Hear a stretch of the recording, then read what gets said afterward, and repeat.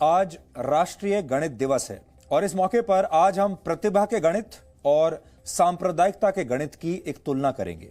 आज के दिन को राष्ट्रीय गणित दिवस के तौर पर इसलिए मनाया जाता है क्योंकि वर्ष 1887 में आज ही के दिन भारत के महान गणितज्ञ श्रीनिवास रामानुजन का जन्म हुआ था। रामानुजन को अपनी प्रतिभा के दम पर ब्रिटेन की मशहूर कैम्ब्रिज यूनिवर्सिटी जाने का मौका मिला, जहां पहुंचकर उन्होंने इस समय के अपने उस जमाने के बड़े बड़े अंग्रेज गणितज्ञों को भी अपनी विलक्षण प्रतिभा से अपना प्रशंसक बना लिया था। लेकिन क्या आप जानते हैं कि जिस वर्ष रामानुजन का जन्म हुआ उसी वर्ष अलीगढ़ मुस्लिम यूनिवर्सिटी की स्थापना करने वाले सर सैयद अहमद खान ने भारत में सांप्रदायिकता के गणित को समझाते हुए लखनऊ में एक बड़ा मशहूर भाषण दिया था और यही भाषण आगे चलकर धर्म के नाम पर भारत के बंटवारे का आधार बना, पाकिस्तान के जन्म लेने का आधार बना। संयोग की बात यह है कि रामानुजन अपनी प्रतिभा के दम पर कैम्ब्रिज यूनिवर्सिटी पहुंचे थे और सर सैयद अहमद खान ने उसी कैम्ब्रिज यूनिवर्सिटी का दौरा करने के बाद भारत में मुसलमानों के लिए कैम्ब्रिज यूनिवर्सिटी की तर्ज पर एक और यूनिवर्सिटी बनाने का सपना देखा था और अलीगढ़ मुस्लिम यूनिवर्सिटी की स्थापना करके उन्होंने अपना यह सपना पूरा भी कर लिया था। वर्ष 1920 में ही अंग्रेजों को अपनी प्रतिभा का मुरीद बनाने वाले श्रीनिवास रामानुजन की मृत्यु हुई थी और 1920 में ही अलीगढ़ मुस्लिम यूनिवर्सिटी की स्थापना भी हुई थी। यानी दोनों चीजें एक ही साल में हुई थी। 1920 में अलीगढ़ मुस्लिम यूनिवर्सिटी की स्थापना और रामानुजन की मृत्यु। अब इस यूनिवर्सिटी की स्थापना के 100 वर्ष पूरे हो चुके हैं और आज इसी मौके पर देश के प्रधानमंत्री नरेंद्र मोदी ने वीडियो कॉन्फ्रेंसिंग के जरिए एक कार्यक्रम को संबोधित किया। इस दौरान उन्होंने ये बताया कि एएमयू जैसे संस्थान देश की ताकत और यहां पढ़ने वाले मुसलमान देश की सॉफ्ट पावर हैं, जिसे पहचानने की जरूरत है। प्रधानमंत्री मोदी ने एक बहुत महत्वपूर्ण बात यह भी कही कि समाज में भेदभाव हो सकते हैं, राजनीतिक विचारधाराएं अलग अलग हो सकती हैं, लेकिन किसी भी वजह से विकास नहीं रुकना चाहिए, डेवलपमेंट नहीं रुकना चाहिए। उन्होंने यह भी कहा कि कोई भी फैसला लेते समय हमेशा देश को आगे रखकर फैसला करना चाहिए। पहले आप प्रधानमंत्री मोदी के भाषण के कुछ अहम हिस्से आज सुनिए। बहुत दिलचस्प भाषण था ये, और फिर हम प्रतिभा के गणित और सांप्रदायिकता के गणित की एक तुलना करेंगे। मुझे बहुत सारे लोग बोलते हैं कि एएमयू कैंपस अपने आप में एक शहर की तरह है। अनेकों डिपार्टमेंट्स, दर्जनों हॉस्टल्स, हजारों टीचर्स, प्रोफेसर्स, लाखों स्टूडेंट्स के बीच एक मिनी इंडिया भी नजर आता है। एएमयू में भी एक तरफ उर्दू पढ़ाई जाती है तो हिंदी भी, अरबी पढ़ाई जाती है तो यहां संस्कृत की शिक्षा का भी एक सदी पुराना संस्थान है। यहां की लाइब्रेरी में कुरान की मैन्युस्क्रिप्ट है तो गीता रामायण के अनुवाद भी उतने ही सहज कर रखे गए हैं।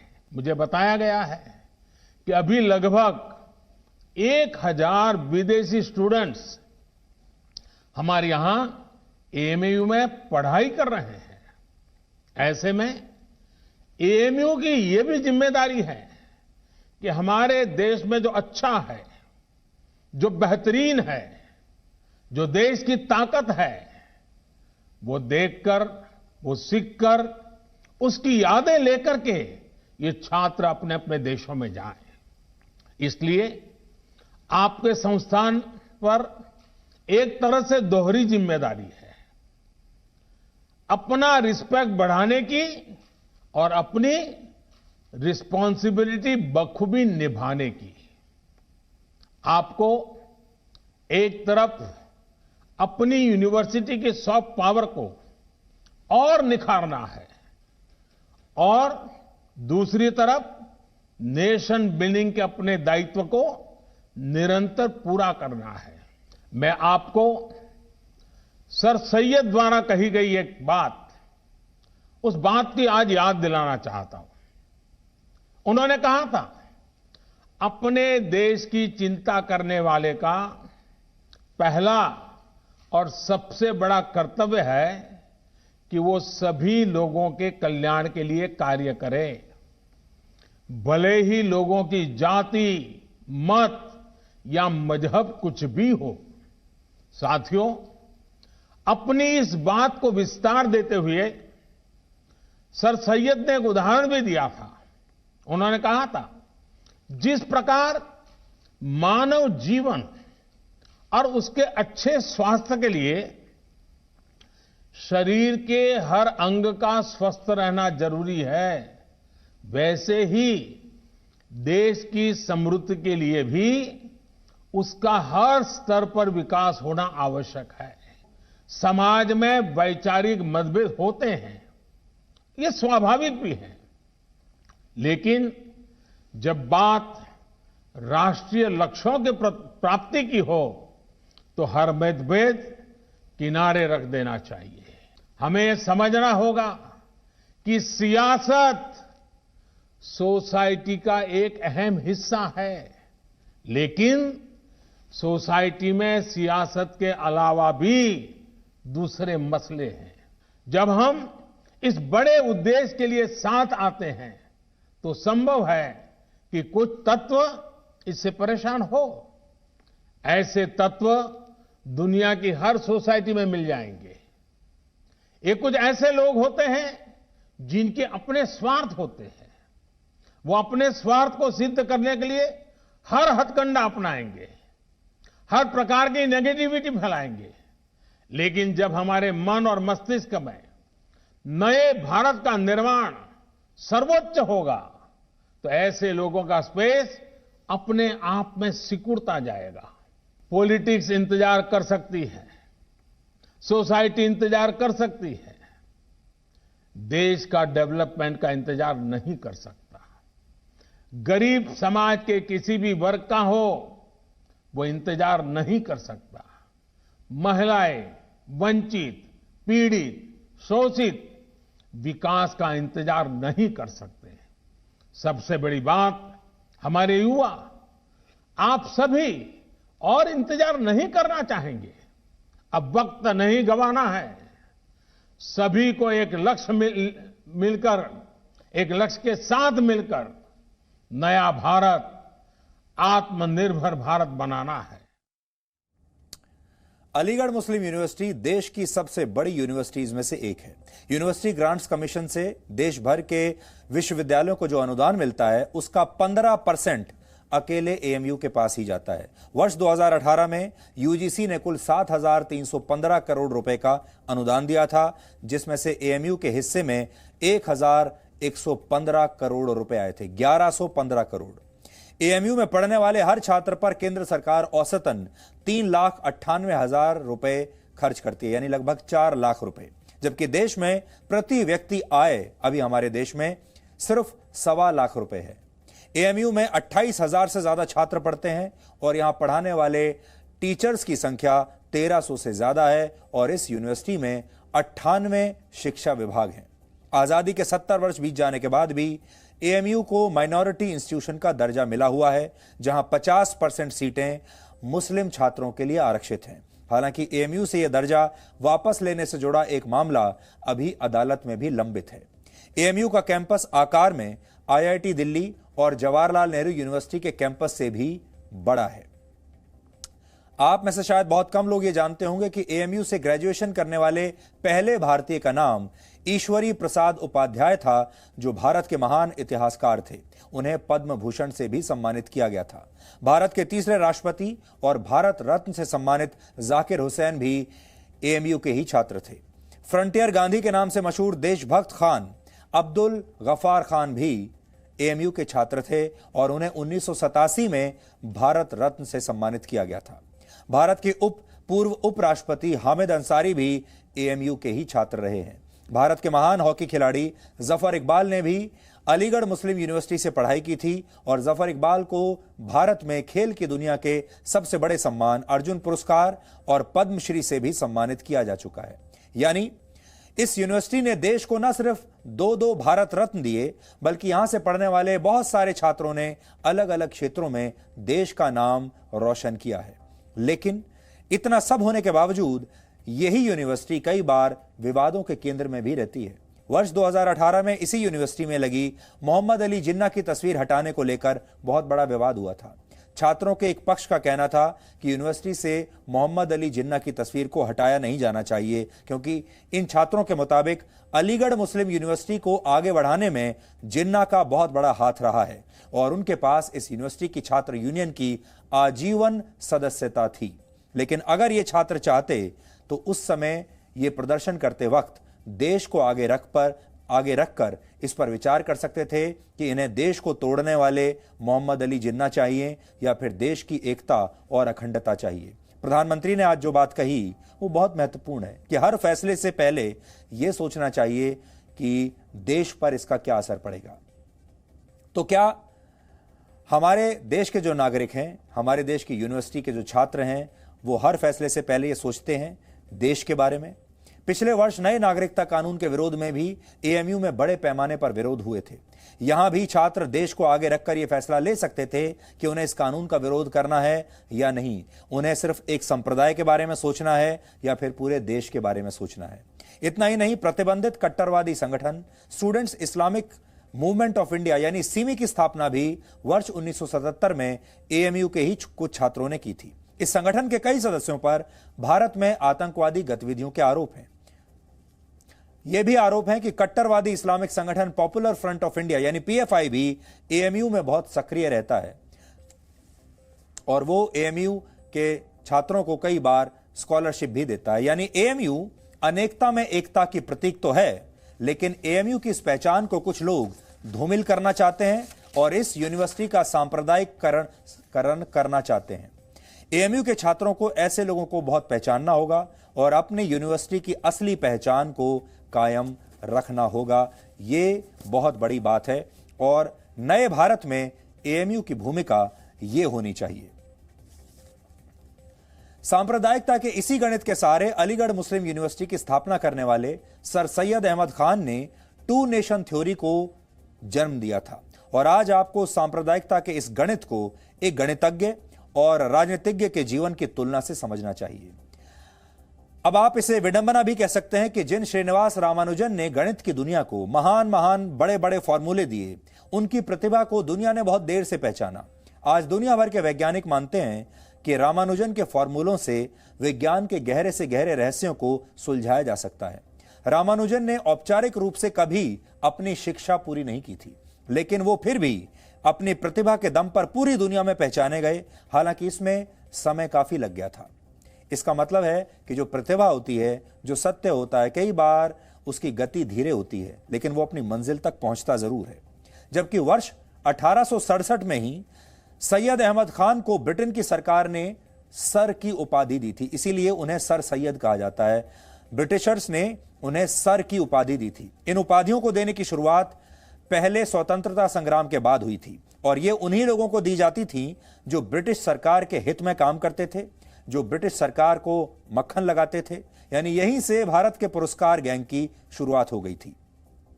आजकल आप बहुत देखते होंगे, अवार्ड वापसी गैंग के बारे में आप सुनते हैं, आज पुरस्कार गैंग के बारे में आप सुनते हैं, लेकिन पुरस्कार गैंग की जो शुरुआत थी ये तो उसी जमाने में हो गई थी और पुरस्कार गैंग अब नहीं बना, ये तो उस जमाने से चलता आ रहा है जब चापलूसी के दम पर पुरस्कार ले लिए जाते थे।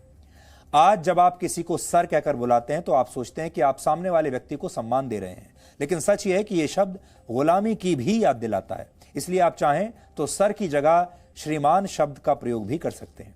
खैर, अब हम अलीगढ़ मुस्लिम यूनिवर्सिटी की स्थापना करने वाले सैयद अहमद खान के राजनीतिक और सांप्रदायिक गणित का एक विश्लेषण करेंगे, लेकिन उससे पहले हम आपको रामानुजन के बारे में एक तथ्य और बताना चाहते हैं। रामानुजन जब ब्रिटेन गए तो वहां उनका स्वास्थ्य बहुत खराब रहने लगा। रामानुजन पक्के हिंदू थे और हिंदू धर्म के हिसाब से ही शाकाहारी भोजन किया करते थे, वेजिटेरियन खाना खाते थे, लेकिन ब्रिटेन में वो ठीक से वेजिटेरियन खाना खा नहीं पाते थे, इसलिए उनकी तबीयत और बिगड़ने लगी।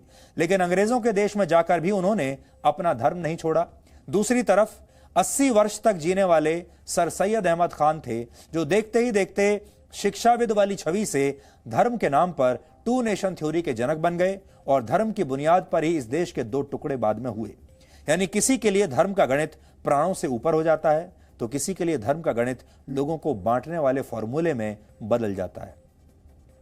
सैयद अहमद खान ने वर्ष 1875 में अलीगढ़ में एंग्लो मोहम्मडन ओरिएंटल स्कूल की स्थापना करके अलीगढ़ आंदोलन की शुरुआत की थी, जिसका मकसद मुसलमानों को पश्चिमी देशों की तर्ज पर शिक्षित करना था। इसमें कोई बुराई नहीं है।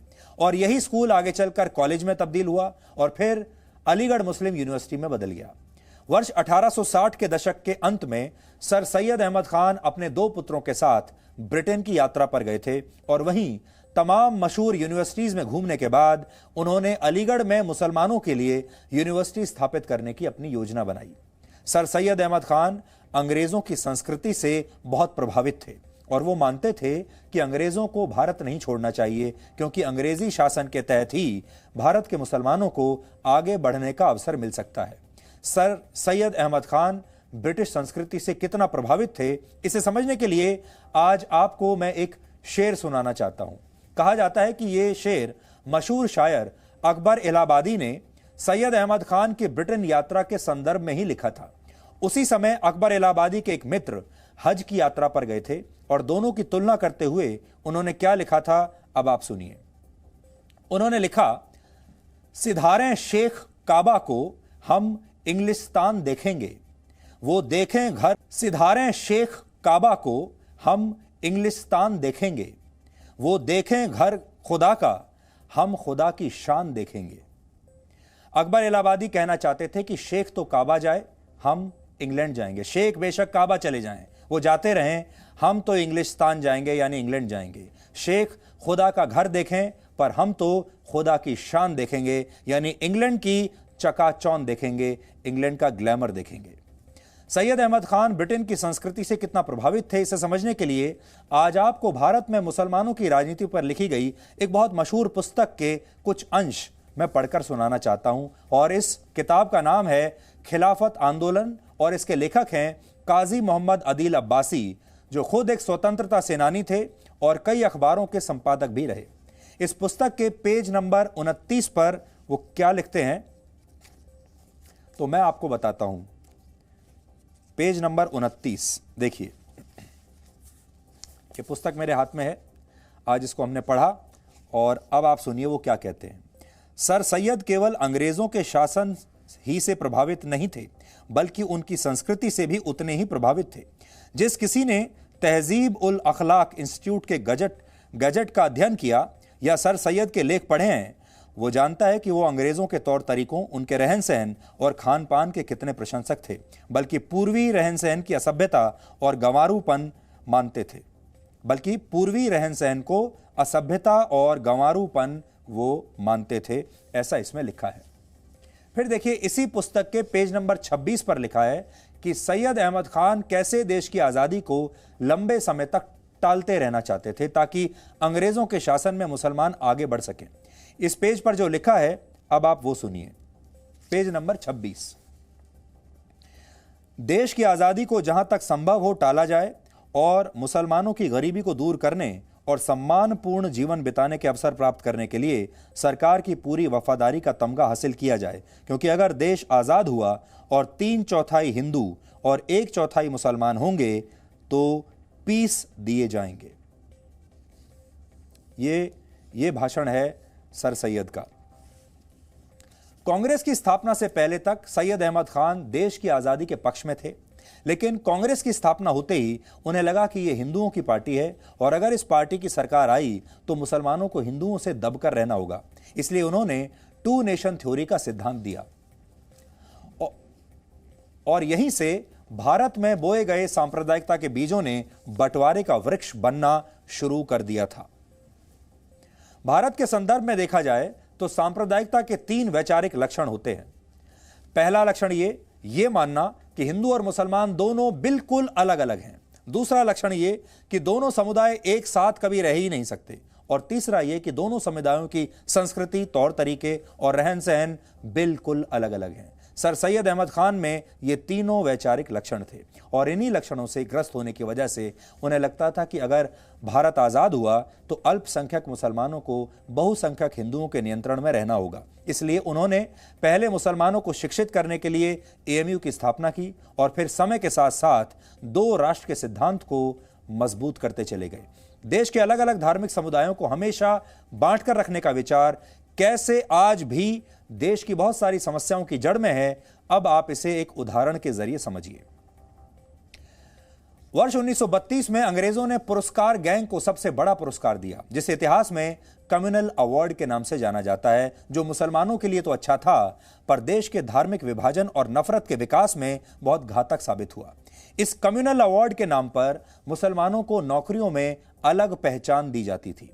अंग्रेजों के शासन में सरकारी नौकरियां भी किसी पुरस्कार से कम नहीं हुआ करती थीं, और सर सैयद अहमद खान ज्यादा से ज्यादा मुसलमानों को सरकारी पदों पर देखना चाहते थे। ये दौड़ दूसरे समुदायों के बीच भी बहुत तेजी से बढ़ चुकी थी, बहुत तेज हो चुकी थी, और इसका नतीजा ये हुआ कि वर्ष 1951 तक, यानी आजादी के सिर्फ 3-4 साल बाद तक, भारत में प्राइवेट नौकरियां करने वालों की संख्या 12 लाख थी और सरकारी नौकरियां करने वालों की संख्या 33 लाख से ज्यादा हो चुकी थी। जबकि आज देश में 2.25 करोड़ लोग सरकारी नौकरी करते हैं और 43 करोड़ लोग प्राइवेट सेक्टर में नौकरी करते हैं। कुल मिलाकर अब भारत बदल रहा है, और आज ये सारी बातें जो हम एएमयू के बारे में कह रहे हैं वो ये कि एएमयू जैसे संस्थानों को और यूनिवर्सिटीज को अब एक नई शुरुआत करनी होगी। अब उन्हें अपनी सॉफ्ट पावर का प्रयोग राष्ट्रहित में करना होगा। अब उन्हें अपनी सॉफ्ट पावर, अपनी ताकत का प्रयोग देश के लिए करना होगा। बाहर अंतर्राष्ट्रीय स्तर पर भारत की छवि को चमकाने के लिए करना होगा। भारत के अल्पसंख्यक भारत की ताकत हैं और हमें इसे पहचानने की अब बहुत सख्त जरूरत है।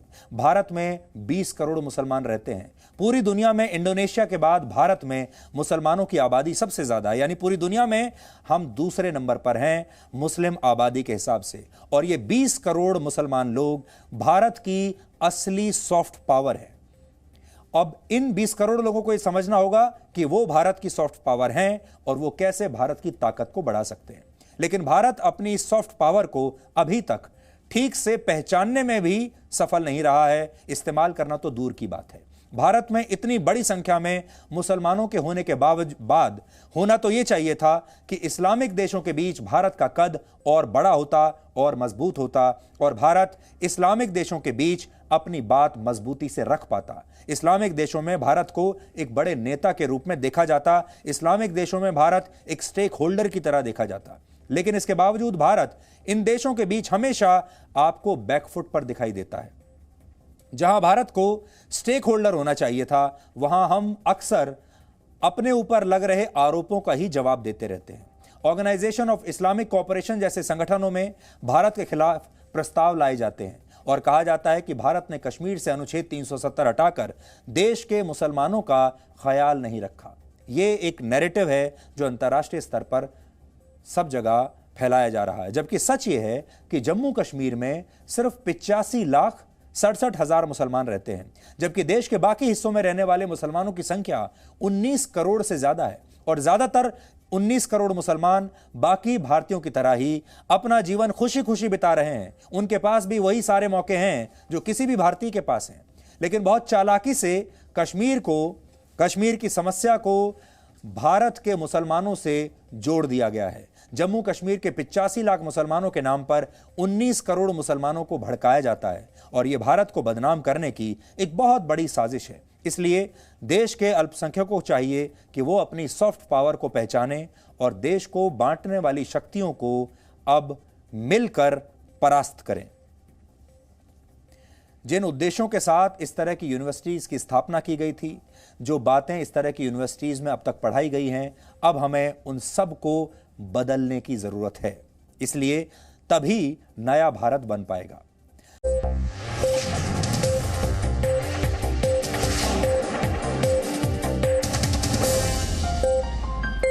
Presenting B News app, available on Google Play and App Store. Download it now.